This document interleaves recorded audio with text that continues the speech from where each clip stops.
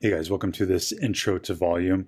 Find the volume for each figure. If you're given one like this, you literally are just going to count the cubes. There's 1 cube, 2, 3, 4, and 5. We can see there's 5 cubes here, and the answer is going to be 5 cubic units. So that's how to do these when you can count them. So now for number 2, same idea. We can just count the cubes. There's 1, 2, 3, 4, 5, 6.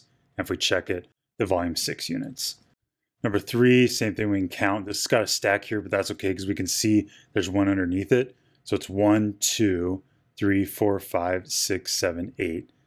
And we have 8 cubes. Same thing for number 4, you just count up all those cubes. Number 5. So now for number 6, this is tricky. How do we count all of these? Because we can't see all of them behind there. But what we can do is count the front.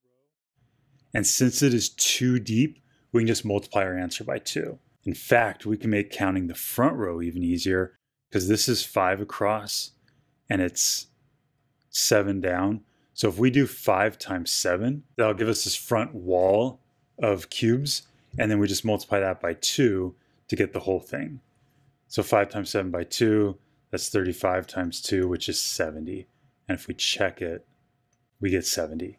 So that actually is a general formula. If you know the width, the height, and the depth, if you multiply those 3 measurements, that will give you the volume of rectangular prisms of any of these types of shapes. They look like cubes, but they're stretched in various directions. They're not perfect cubes. And that's how to do these. So now for 7, 8, and 9, they're all going to be the same. And these don't even show you blocks anymore, but that's okay because we don't need the blocks because we have these measurements. So you'll be able just to do 3 times 4 times 7. If you want to visit this page on andymath.com, I'll include a link down below to it.